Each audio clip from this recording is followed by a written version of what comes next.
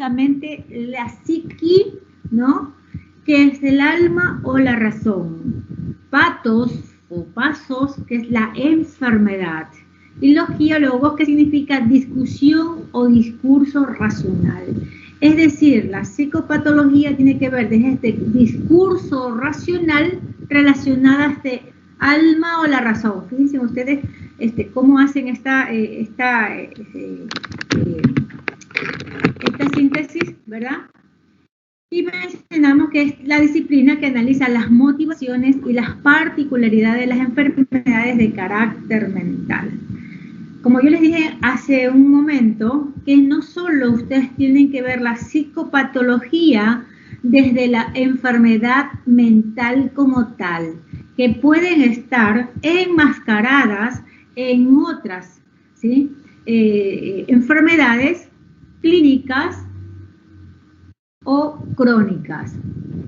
Este estudio puede llevarse a cabo con varios enfoques o modelos, entre los cuales pueden citarse al biomédico, al psicodinámico, al sociobiológico y al conductual.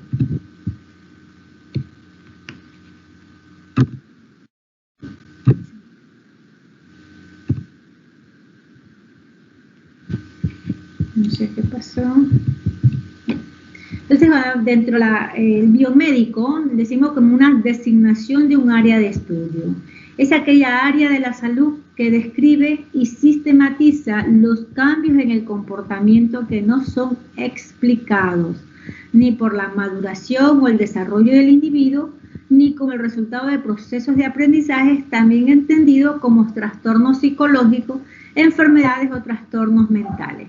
Fíjense ustedes lo que también habíamos mencionado, que muchas veces no tenemos una explicación qué es lo que pasó con un paciente, con una persona que de pronto cambia, ¿no? La conducta, el comportamiento, la memoria, el discurso, el pensamiento, su lenguaje, la actitud, ¿no? Y que lo vamos a relacionar, probablemente tenga un problema psicológico, o será que tiene ya debutó con una enfermedad mental. Entonces, dentro del biomédico pueden estar asociados a estas enfermedades. Dentro del psicodinámico, como término descriptivo, es aquella referencia específica a un signo o síntoma que se puede encontrar formando parte de un trastorno psicológico. Es decir, algún paciente, alguna persona que tiene una mayor carga de estrés, ¿verdad? Esa ansiedad extrema que lo puede llevar a tener, ¿no? Angustia, inquietud, trastorno de sueño, porque tuvo una ruptura amorosa, ¿no? O tuvo una pérdida de algún ser querido que fue inesperado. Entonces esto está relacionado a lo psicológico, a lo emocional. Dentro de la sociobiológica y la conductual, este es un área de estudio en psicología que, en oposición al estado de salud tal como es la definida por la OMS, es decir, que la OMS dice que es social, psicológica y biológica, se centra en estudiar los procesos que pueden inducir estados no sanos en el proceso mental, y así el aprendizaje, el papel de del análisis de la conducta o cualquier otro proceso cognitivo permite explicar los estados no sanos de la persona, así como las aproximaciones de tratamiento, ¿sí? Es decir, puede ser que un paciente presente un trastorno de ansiedad por separación, hablamos en chicos, en niños, en adolescentes, ¿no? O puede ser que este niño tenga una limitación dentro del aprendizaje o las situaciones que pueden generarse en el momento del nacimiento, es decir, este niño tuvo una hipoxia asociada a una hiperbilirrubinemia y de pronto, ¿no? Este niño quedó con una parálisis cerebral infantil, o caso contrario, un adulto que debutó con diabetes y que está mal controlado porque no mantiene una adherencia al tratamiento y alimentario, el paciente tiene hiperglicemias y puede hacer estados confusionales, al igual que pueda tener una hipoglicemia. Entonces pueden estar asociados a estas condiciones, ¿no? O pueden ser también transmitidas, adquiridas ¿no? Dentro de lo sociobiológico, los estudios que se han llevado a cabo a través de la epigenética, donde de generación en generación se transmite el gen, ¿no? Para desarrollar ansiedad o depresión.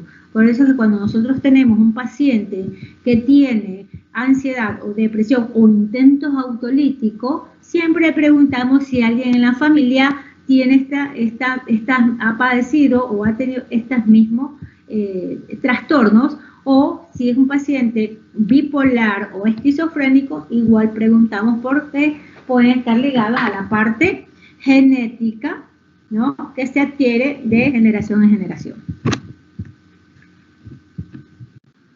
¿Por qué estudiar historia de la psicopatología?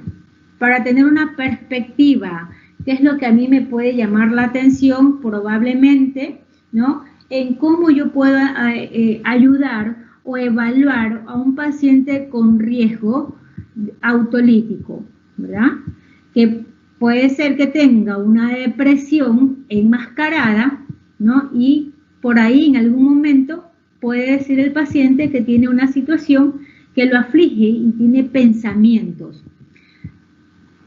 Para tener un conocimiento más profundo, ¿no? Lo que yo les dije a un inicio, ustedes tienen que conocer los términos, que no es que van a ser psiquiatras, sino que los términos, una vez que ustedes ya lo aprendan, puede ser que ustedes los escuchen en un momento de pase de guardia o que alguien hable, ¿sí? Con estos ustedes ya van a poder comprender y no van a estar preguntando ¿y qué es eso? Para conocer novedades y moda, porque ustedes como estudiantes tienen que estar siempre adelante dentro del conocimiento. Para evitar la repetición de errores, es decir, si al paciente a usted le llegó porque tiene un uñero en el dedo gordo del pie derecho, ¿no? Y mientras usted le está examinando o ya le está recetando el antibiótico, el antiinflamatorio, los días de curación, qué sé yo, ¿sí? Y de pronto el paciente le empezó a decir, doctor, ¿sabe qué? Yo me siento como bajoneado, estoy triste, no duermo. Y usted no le va a decir, no, mire, ¿sabe qué? Esas cosas a mí no me cuente, voy a ser de la psicóloga, no. Simplemente el paciente a usted le está transmitiendo, ¿sí?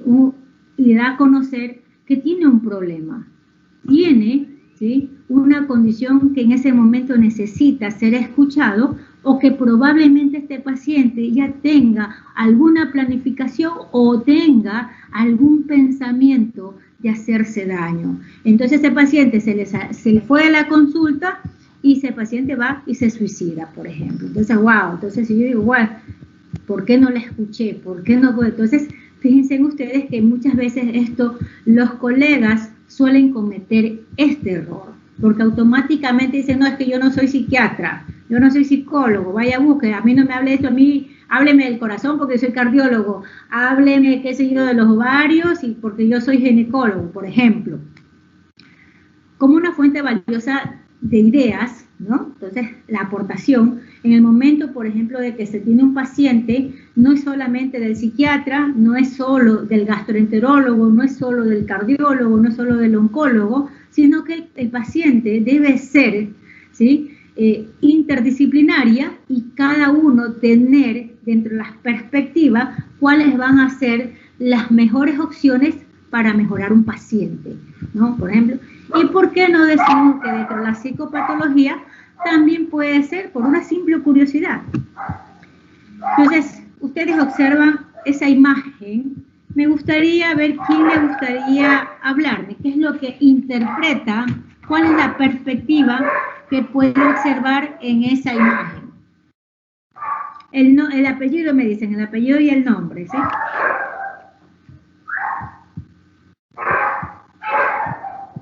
A ver. Creo que la imagen se refleja a un hombre como demente, como perdido casi tiempo, que está sentado, y el otro que está de negro es como tratando de ayudarlo, pero la chica que está ahí se lo está mirando, o sea, es como si todos se centraran en esa persona que está en un estado diferente. Ya. ¿Quién habló? Meilín Amén. Ya. Entonces, esa es bueno, lo que te llama la atención, ¿no? de que hay estas posiciones y las formas que tienen. ¿Ya? ¿Quién más? Doctora. Yo puedo hablar. A ver. No, el que quiera participar, sino que uno en uno, ¿ya?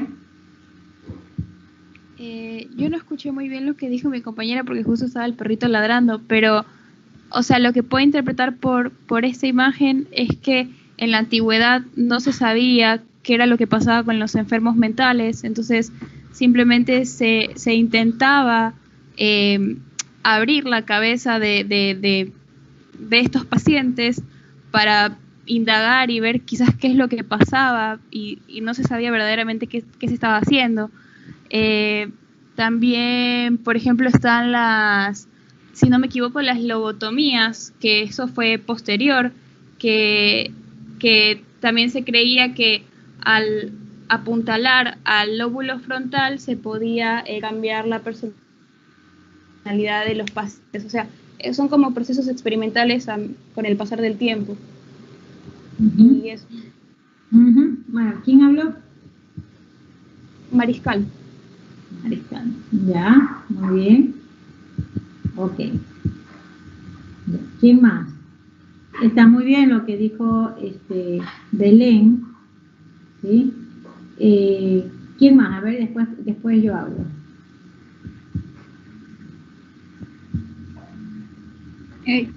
Yo puedo hablar, doctora. A ver. Yo tenía entendido que en cuanto a el mundo occidental antiguo, o sea, yo conocía que todo lo de enfermedades mentales lo relacionaban con la iglesia, que si alguien tiene algún problema mental puede ser por algún pecado o como un castigo, ¿ya? Entonces yo creo que ese es como que el de negro es el religioso. Entonces lo que hacían antes, como dijo mi compañera, era que se utilizaban como métodos ya como que eran bien agresivos con el enfermo y es como que si estuviera haciendo un exorcismo o no sé. Sí, ¿con quién fue que habló? Pazmiño. Pazmiño, ya Joana. Entonces, ok, ¿alguien más? ¿Alguien más? Bueno, sí, fíjense ustedes lo que acaban de mencionar, ¿no? Al observar esta imagen, ¿no? Y en el mundo occidental, como lo mencionó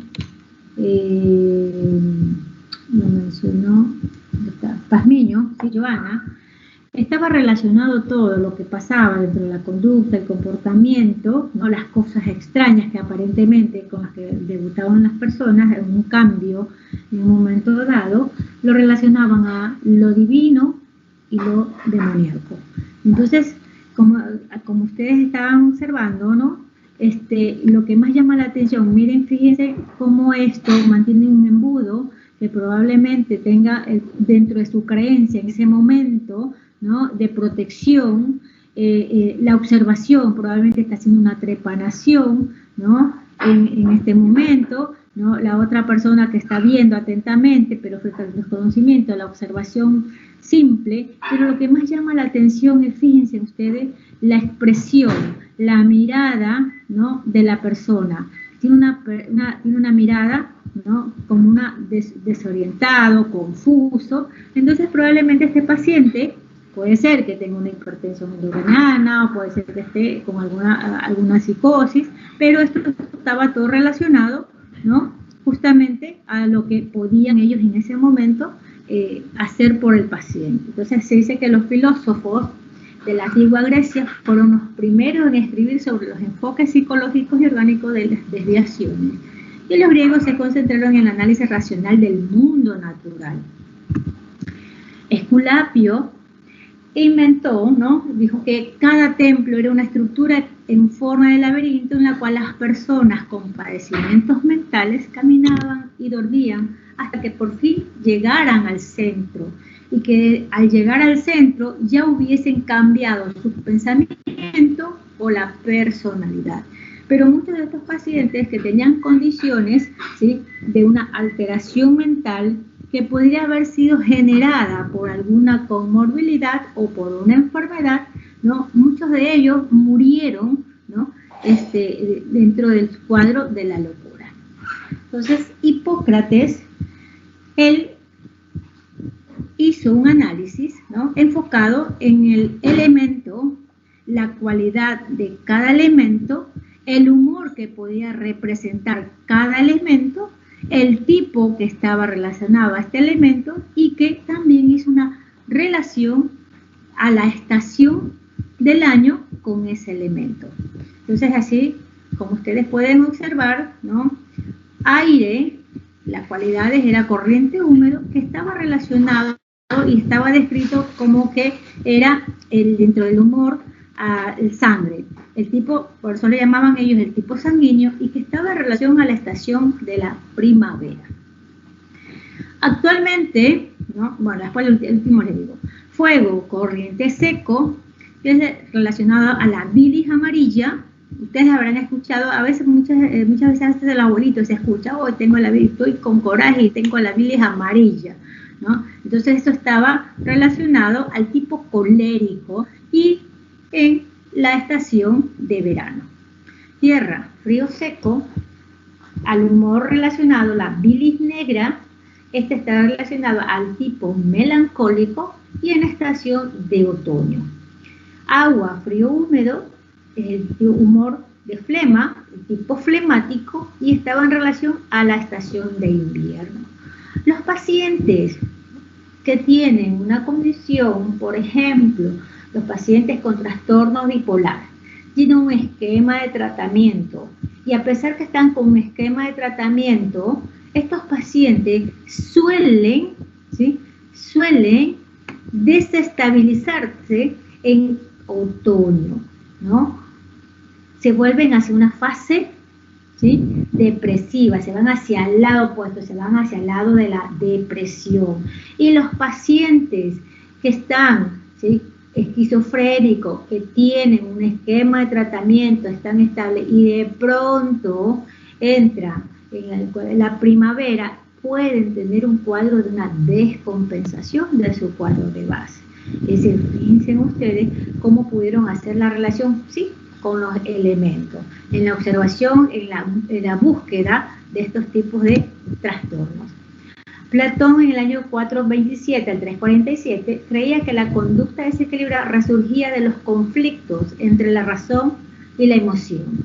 Hizo hincapié en que el poder de las ideas y llegó a decir que la mente es la única realidad de la existencia humana. Entonces, él mencionaba todo conflicto está en esta mezcla y que va a dar este resultado, una conducta anormal. Como Hipócrates lo hizo, Galeno, ¿sí?, en cambio, empezó a tener una observación y una clasificación de acuerdo a lo que era la parte de Hipócrates. El colérico, que era el quisquilloso, el inquieto, el agresivo, el excitable, influenciable, impulsivo, optimista, activo. El de tipo sanguíneo, que es sociable, amigable, conversador, receptivo, desenfadado, alegre, despreocupado, líder. El flemático, ¿no?, el calmado, ecuánime, fiable, controlado, pacífico, pensativo, cuidadoso, pasivo. Y el melancólico, que está al tranquilo, insociable, el reservado, el pesimista, sobrio, rígido, ansioso y voluble, ¿no? Es decir, que cada uno de estos, ¿sí?, dependiendo del comportamiento, los encasillaba, ¿no?, digamos así. Celso empezó a observar que aquellas personas que tenían tristeza, ¿no?, que iban hacia tenían estas melancolías y que mejoraban en el hecho de que poder verbalizar, ¿no?, y empezó a tener estos grupos, ¿no?, y que actualmente se conoce como las terapias, las psicoterapias individuales o las psicoterapias grupales, ¿no? Sordo, en cambio, ¿no?, decía que los pacientes, ¿no?, que estaban en estas fases maníacos depresivas o que eran eufóricos, ¿no?, eran los que representaban mejores los papeles dentro de las obras teatrales. Por eso se dicen que las obras teatrales que se hicieron en la época de Shakespeare no han sido superadas ahora, ¿Por qué? Porque cuando hacían el casting, ¿no? Hacían la selección de aquellos personajes que hicieran la interpretación de la obra, porque de esa manera ellos podían expresar lo que sentían. Areteo empezó a observar que las personas que tenían melancolía, tristeza o el irritable tenían una calma cuando había esta música, ¿no? El sonido, el escuchar la música, y que a través del tiempo y hasta en la actualidad también se emplea lo que se llama es la musicoterapia para poder estimular, relajar, y la verdad que tiene muy buenos beneficios, sobre todo esta estimulación, ¿no? Auditiva. San Agustín empleó la introspección o análisis de sus propios pensamientos, sentimientos y motivaciones para estudiar los procesos mentales como el conflicto entre el placer y la disciplina. San Agustín trabajó muy arduamente para lograr un autoanálisis completo, aunque doloroso, y en sus confesiones reveló sus pensamientos, tentaciones y temores más profundos. San Agustín era un paciente esquizofrénico. A él le atormentaban mucho estas alteraciones sensoperceptivas, alucinaciones auditivas y visuales, ¿no? Y es por eso que lo relacionaba que cada vez que tenía estas alteraciones tenía que purificarse, y a esto llegaba hacia el autoflagelo, ¿no? En poder librar los pecados, ¿no? Que lo atormentaban. Luego viene en la Edad Media la demología versus el razonamiento, ¿no? Lo que nosotros conocemos actualmente, ¿no? Esto que empezaron a emplear también el exorcismo, que a finales de la Edad Media se incrementó el antiintelectualismo y la creencia en la magia y la brujería. Fíjense ustedes que en esta época, ¿no? Hubo una gran masacre, ¿no? De muchas personas, sobre todo, ¿quiénes? A ver.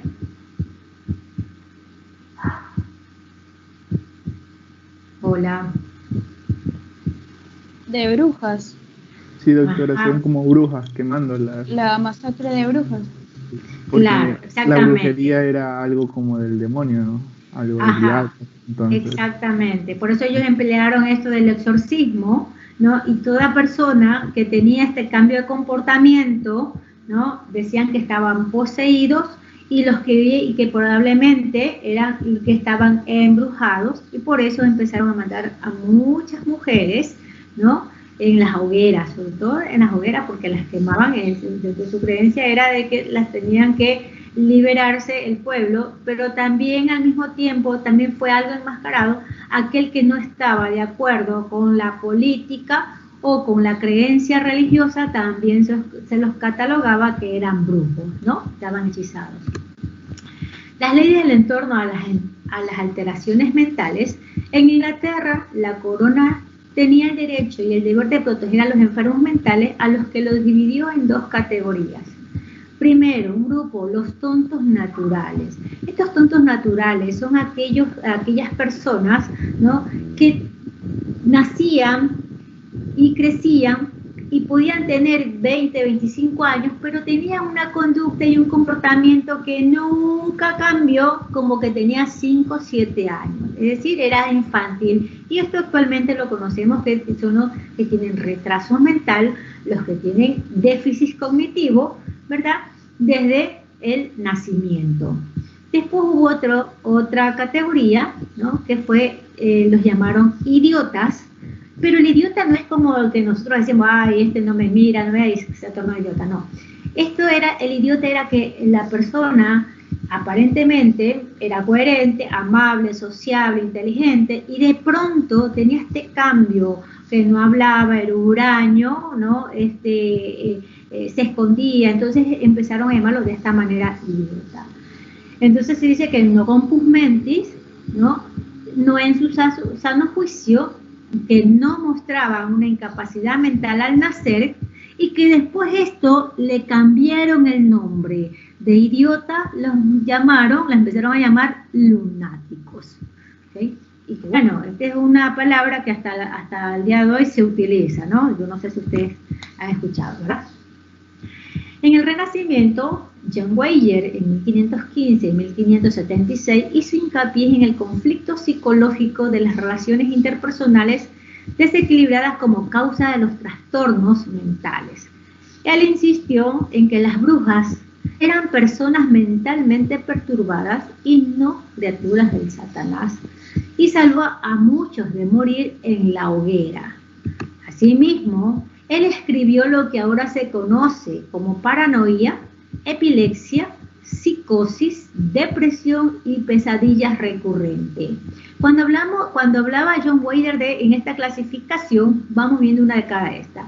La paranoia, ¿no?, es aquel paciente que debutaba, ¿no?, con un cuadro delirante, ¿no?, con alucinaciones y delirios de persecución, y delirios de daños, místicos, y que actualmente decimos que son los pacientes con una enfermedad mental, ¿no?, como la esquizofrenia, el ejemplo, ¿no? Los epilépticos,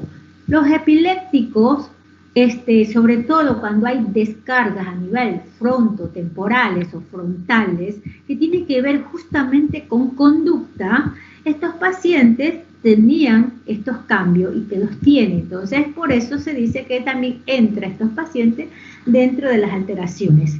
Psicosis, en aquellos pacientes que actualmente pueden tener lupus eritematoso, tienen un LLA, pueden ser insuficiencia cardíaca, insuficiencia renal, que van a presentar un cuadro, ¿sí?, delirante, alteraciones auditivas, alteraciones visuales, sensoperceptivas, sinestésicas, ¿no?, gustativas. Entonces están relacionados a enfermedades crónicas, ¿okay?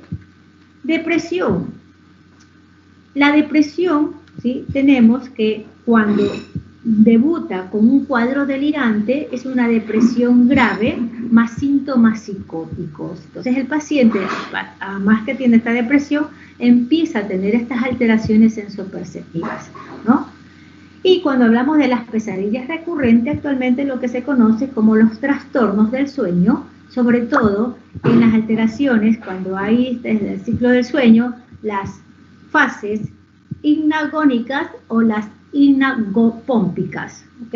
Entonces a eso son los que se conoce, traduciendo cada uno de estos en ese tiempo. Weyer estableció que el tratamiento clínico debería orientarse a las necesidades de las personas perturbadas y no para seguir las reglas de las instituciones religiosas. Entonces, fíjense ustedes cómo con cada esta que describió se optó que deberían de recibir el tratamiento acorde de lo que estaban padeciendo. Luego viene la edad de la razón. En esta edad de la razón, ¿sí?, estaba más enfocado al desarrollo cultural, político, comercial, ¿no?, donde había la afluencia económica, pero sin embargo, en lo que respecta a los trastornos mentales, todavía no estaba definido y no tenía ninguna posición dentro del tratamiento de los pacientes. Entonces, en Inglaterra, el rey Jorge III, en 1765, sufrió un ataque psicótico y precipitó una crisis constitucional e hizo que se tomara conciencia de que ni las personas sobresalientes fueran inmunes a los trastornos mentales. Entonces, ¿no?, y actualmente tenemos esto de que si el paciente, ¿no?, si no pasa nada, no se hace nada, ¿ya? Entonces, como dice, tiene que pasar algo para tomar en consideración. Entonces, fíjense ustedes, ahí recién se dan cuenta que no solamente las personas de clases sociales bajas, los trabajadores, las mucamas, o sea, las empleadas que tenían algún cambio comportamental, sino también otras personas. Ya para el año 1774, en Gran Bretaña, se aprobó la primera ley que autorizaba los manicomios y reguló su admisión. Pero empezó acá realmente una situación muy fea. César Lombroso, al finales del siglo XVII y principios del siglo XVIII, en Italia surgió un gran interés por la fisiognomía, el arte de juzgar el carácter, la personalidad y los sentimientos a partir de la forma del cuerpo, sobre todo del rostro.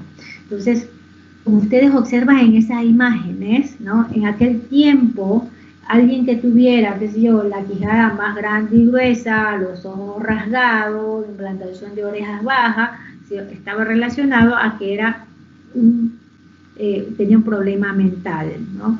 Actualmente podemos tener un paciente que no tiene ninguna una alteración, ¿no? Dentro de la fisiognomía, ¿no? Pero puede ser que el paciente pueda tener alguna condición. Por ejemplo, un niño que tenga autismo, ¿no?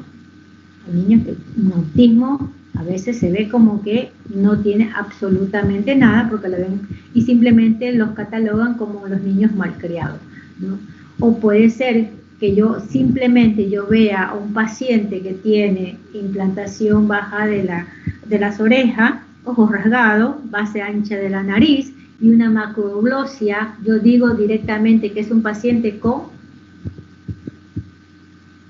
a ver, acromegalia. Ya. ¿Qué cosa? A ver, les repito, yo puedo observar yo les digo, yo observo un paciente ahora que tiene implantación baja de las orejas, ojos rasgados, base de la nariz ancha y macroglosia. Síndrome de Down. Síndrome de Down. Exactamente. Entonces yo ya esto, con estas características, digo, es un síndrome de Down. O si yo veo otra persona que tiene ojos grandes, ¿no? Y labios prominentes, ¿no? En la base de la nariz angosta, yo podría decir que es un síndrome de Williams, ¿no? Entonces, hay síndromes genéticos que tienen ciertas características, pero sí nos ayudó esto de César Lombroso. Pero no todo lo que nosotros podamos observar tiene que estar relacionado hacia una enfermedad mental, ¿sí? Por ejemplo, yo tuve un paciente, ¿no? Que este paciente, el diagnóstico del genético era síndrome de Proteus, ¿sí? Que tiene son el crecimiento desproporcional de extremidades, de manos, brazos, piernas, ¿verdad? Pero además tiene en la planta de los pies como que simulara más o menos el cerebro, así lobulado, ¿no? Pero este niño era súper inteligente, aprendía todo, le dificultaba así escribir, pero él siempre buscó la manera entonces es un niño que por la forma de verse, ¿no? En la escuela, para la inserción escolar, no lo querían aceptar. No, lleva a una escuela especializada, ¿no? Entonces, hasta que uno le pudo demostrar, decirle, el niño debe ser incluido en una escuela regular, ¿sí? Con ayuda, pero en la motricidad, porque el niño tenía una deformidad, los dedos de sus manitos eran muy grandes de forma. Entonces, fíjense ustedes que no podemos solamente juzgar, observar o interpretar simplemente por la fisiognomía. Tenemos que sentarnos a evaluar al paciente. Franz Joseph Gall, en 1758 o 1828, recopila evidencias de jóvenes y ancianos trastornados y sugería que el tamaño del cerebro y el desarrollo mental estaban relacionados. Es decir, esas atrofias que ya hay en la adultez, ¿verdad? Y que en estos jóvenes que tendrían, ¿no? Microcefalia, se me ocurre en ese momento una microcefalia y que tenían un retraso mental y bueno, tenían esto. Y empezaron a observar, ¿no? Y a analizar lo que actualmente en ese tiempo era la frenología, actualmente lo conocemos como el mapeo cerebral, ¿verdad? Donde cada zona del cerebro tiene una funcionalidad específica. Y actualmente existe una subespecialidad que es la tractografía, donde esta tractografía es el estudio de todo lo que es las neuronas específicas, el funcionamiento neuronal. William Cullen, en 1710, a 1790, cree que la conducta neurótica era provocada por los efectos físicos del sistema nervioso. Él trataba a sus pacientes con baños fríos, sangrías, inducción del vómito, dietas especiales, programas de ejercicios y fisioterapia, ¿okay? Pero nosotros sabemos actualmente que si el paciente, ¿no? A usted le llega un paciente en una emergencia con un síndrome diarreico y al mismo tiempo le llega un paciente con un síndrome emético, ¿a cuál de los dos usted lo va a atender primero y le va a dar tratamiento primero? A ver.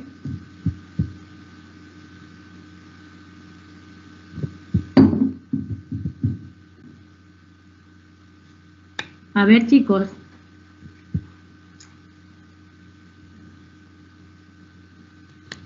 Uno era síndrome diarreico y el otro era síndrome, ¿qué cosa? Emético, o sea, vómitos. Ah, ya. Solo vómitos. ¿A cuál de los dos? ¿A cuál de los dos inicia el tratamiento? Ya, el diarreico, ya. ¿Alguien más? ¿Por qué? ¿Por qué el diarreico? Por la deshidratación. Ya, listo. ¿Quién más opina? A ver. ¿Quién fue que me dijo el síndrome diarreico? Mariscal. Ya. A ver, ¿quién más? ¿Cuál de los dos inicia el tratamiento? Yo diría que el síndrome emético. ¿Por qué? Porque el paciente va a llegar a un momento que ya no va a soportar y le va a doler demasiado el hecho de sus expulsiones de la sustancia. Entonces yo considero que eso es más peligroso para él. Ya, a ver, ¿quién habló?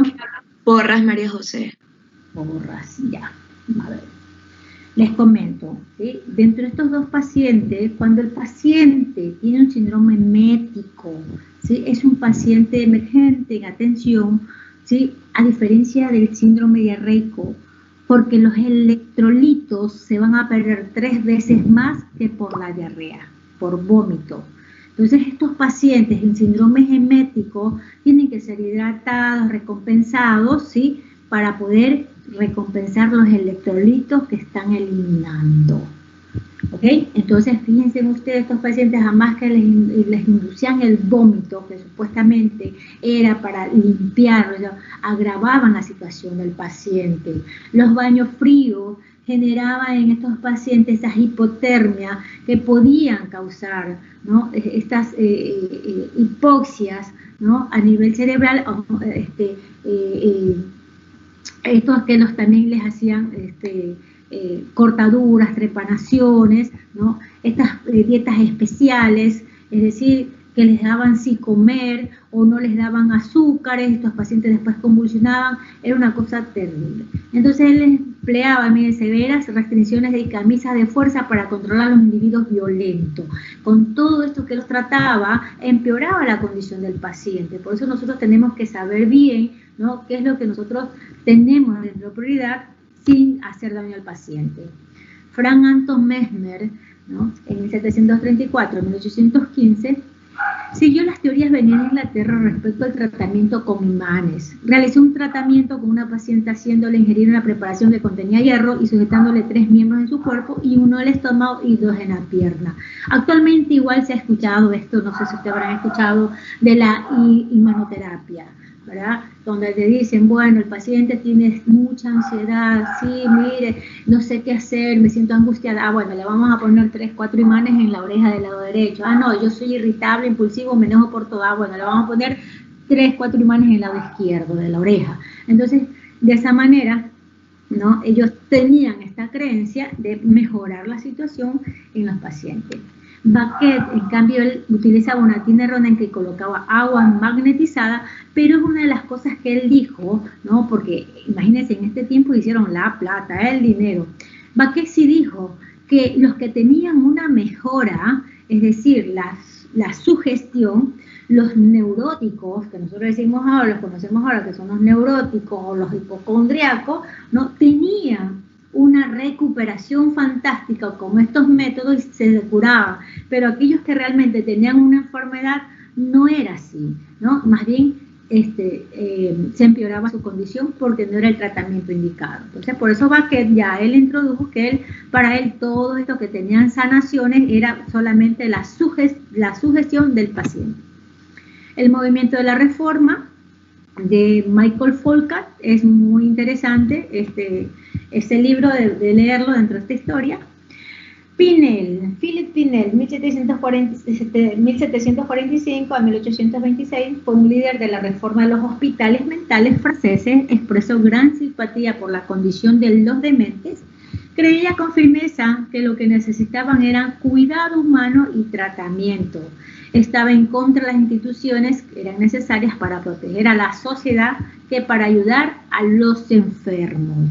Pinel fue un psiquiatra y lo conocemos nosotros como el padre de la psiquiatría, el liberador de las cadenas, ¿no? Porque era una barbarie lo que pasaba. Entonces, en este tratamiento moral, Inglaterra y su reforma el 25 de mayo de 1815, la Cámara de los Comunes británicos ordenó una investigación parlamentaria en los manicomios de Inglaterra, porque el tratamiento era brutal. Estos pacientes eran azotados, apaleados, encadenados, los mantenían desnudos sin comer, los desangraban, ¿no? Entonces, esto fue terrible. Y como había mencionado Pinel, ¿sí?, que no era tanto, ¿sí?, ayudar al paciente, sino que era nada más la sociedad, era cuidarse de ellos, nada más.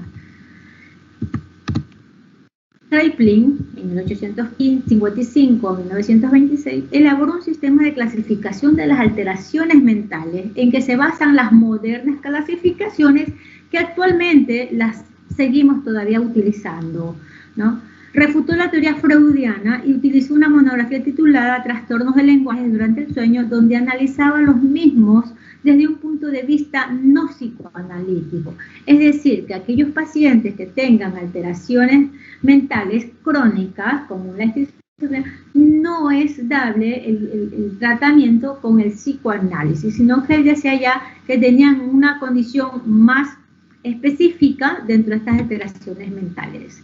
Carl Jaspier estudió varios pacientes en detalle, registrando información biográfica respecto de ello y notas de cómo se sentían los propios pacientes acerca de sus síntomas. Es decir, donde ya se empezaba a escuchar que el paciente verbalizara lo que estaba pensando, sintiendo, ¿no?, frente a lo que estaba padeciendo. Argumentó que los clínicos no deberían considerar una creencia del delirio basado en el contenido de la creencia, sino solo basado en la manera en la que el paciente defiende esa creencia.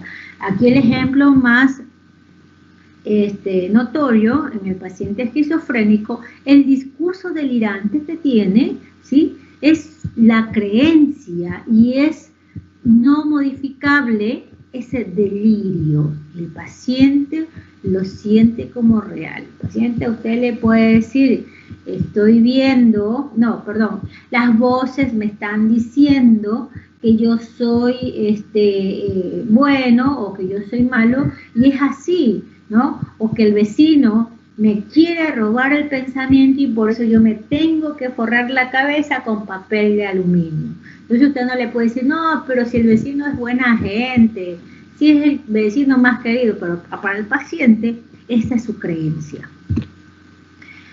Kurt Schneider, al igual que Jaspier, consideró que los diagnósticos deberían basarse en la forma y no en el contenido de los síntomas o signos. Sostuvo que un delirio debía diagnosticarse no por su contenido, por más extraño que pareciera a primera vista, sino por la manera lógica en que se llegaba a él y se defendía argumentalmente. Tanto es así que Schneider, ¿no?, creó lo que nosotros conocemos actualmente los síntomas del primer orden. Realizó una lista de los síntomas psicóticos que son característicos de la esquizofrenia, los que actualmente se llaman como síntomas schillerianos de primer orden o simplemente síntomas de primer orden. Y estos son que el paciente va a presentar un pensamiento sonoro, es decir, que está dentro de su pensamiento, ¿no?, como en carrusel, lo mismo, ¿no? escuchar voces que discuten entre sí, escuchar voces que comentan las propias acciones, experimentar influencias corporales de todo lo vivido como hecho por otros, el robo y las otras influencias sobre el pensamiento, sentir que el pensamiento propio es robado o controlado por otros. Y otro de los ejemplos que también se da acá es que el paciente puede decir, no quiero que prendan la computadora o la televisión porque hay un chip y ese chip me está controlando, ¿no? Y el problema que se arma con la familia porque no pueden hacer más nada porque el paciente no les deja, no les permite. Divulgación del pensamiento, sensación de que los demás escuchan el pensamiento propio, ¿no? Y las percepciones delirantes. Entonces, fíjense, estos son los síntomas schinnerianos o síntomas de primer orden. La medicina y la psicopatología, las relaciones entre la medicina y la psicopatología se estrechan cada vez más por las nuevas percepciones médicas. Una psicopatología que desconozca los avances de la neurofisiología y la neuropatología sería una psicopatología artificial y por lo tanto es anticientífica, ¿ya? Entonces esto está interrelacionado. La neurología y la endocrinología son auxiliares de la psicopatología y cada vez se está llegando a más comprensión de algunos fenómenos psíquicos anormales como las alucinaciones, las ideas delirantes, y esto faltan aún muchas cosas por descubrir, cuál puede ser el mecanismo por lo cual estas enfermedades, estas patologías tienen estas alteraciones, ¿no? Algunas alteraciones endocrinas también dan lugar a ciertos trastornos del psiquismo que varían de acuerdo sea una hipoperfusión o una hiperperfusión. Por ejemplo, una enfermedad también metabólica, ¿no? Puede generar esto. Y entramos lo que conocemos que es normal y anormal, ¿no? ¿Sí? La normalidad y anormalidad. Ambos conceptos siguen siendo conceptos equívocos que por la conducta humana está motivada por diferentes factores internos y externos que con frecuencia son compartidos por un grupo social, pero no por todas las culturas, y por esto ningún comportamiento humano es normal o anormal, ¿no? Como vemos más adelante, lo que para nosotros nos parece fuera de contexto, en otras culturas puede ser que formen parte de ellos. Entonces decimos que la normalidad, la palabra normal deriva del latín norma, que significa escuadra formada por dos perpendiculares. La Academia Española de la Lengua lo define como el que habla en un estado natural, lo que sirve de norma o regla, aquello que por su naturaleza, forma o magnitud se ajusta a ciertas normas fijadas de antemano, y esta es una relativa en el tiempo y en el espacio. Y esta normalidad tiene criterios. Entonces estos criterios son 5. El normativo social, el estadístico, del estado patológico, el adaptativo y el funcional.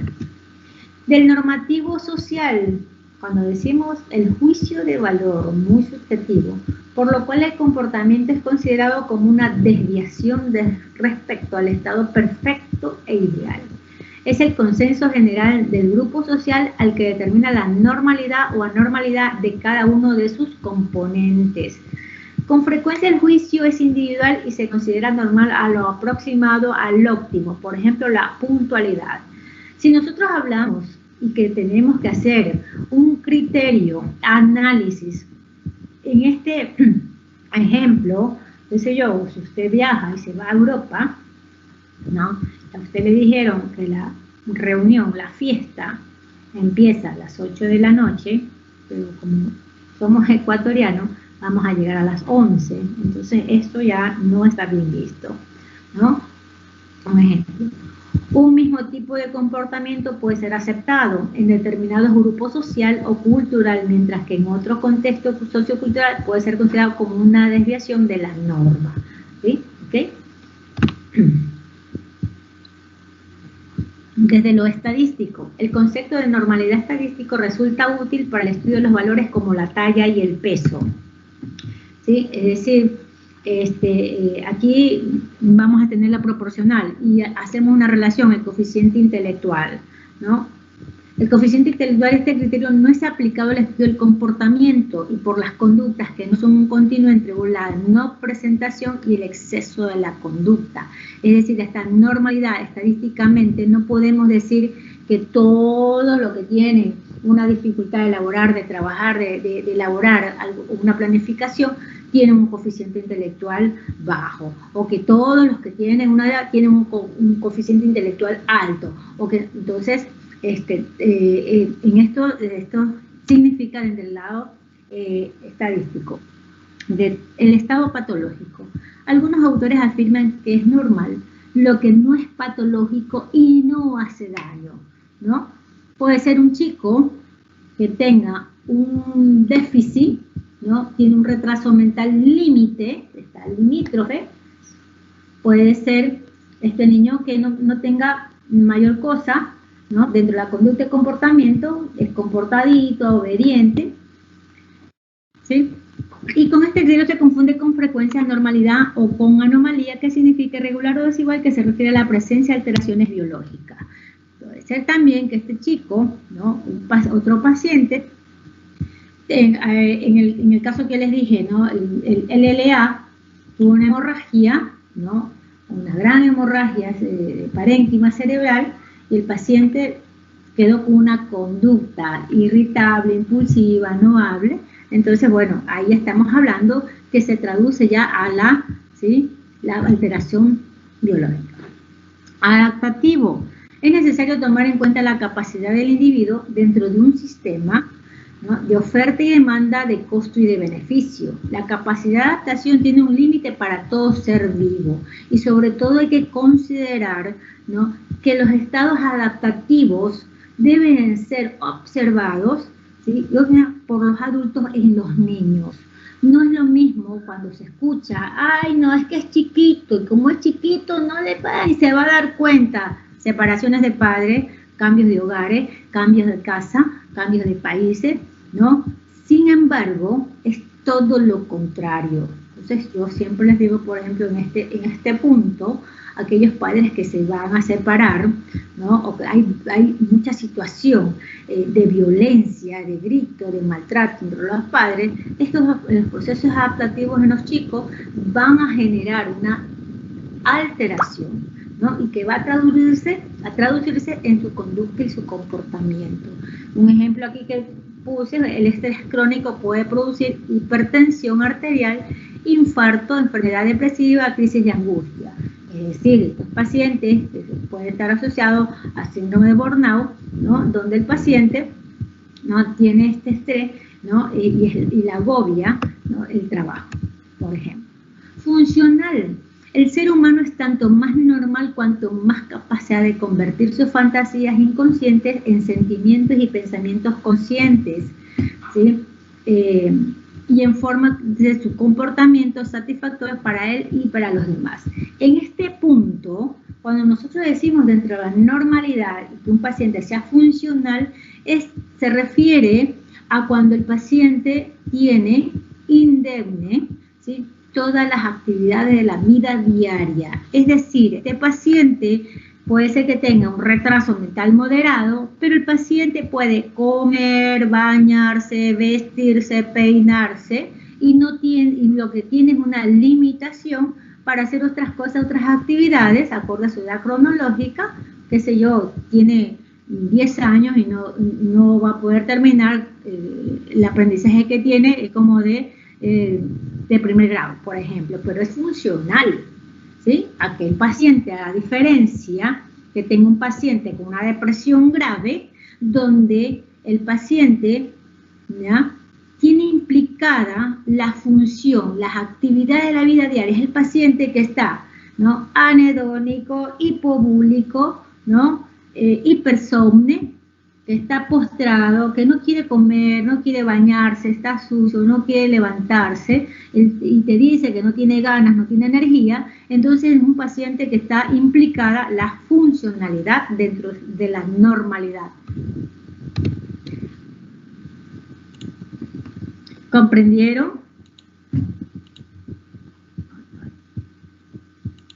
A ver. ¿Comprendieron todo lo que desglosé un poquito de cada cosa dentro de la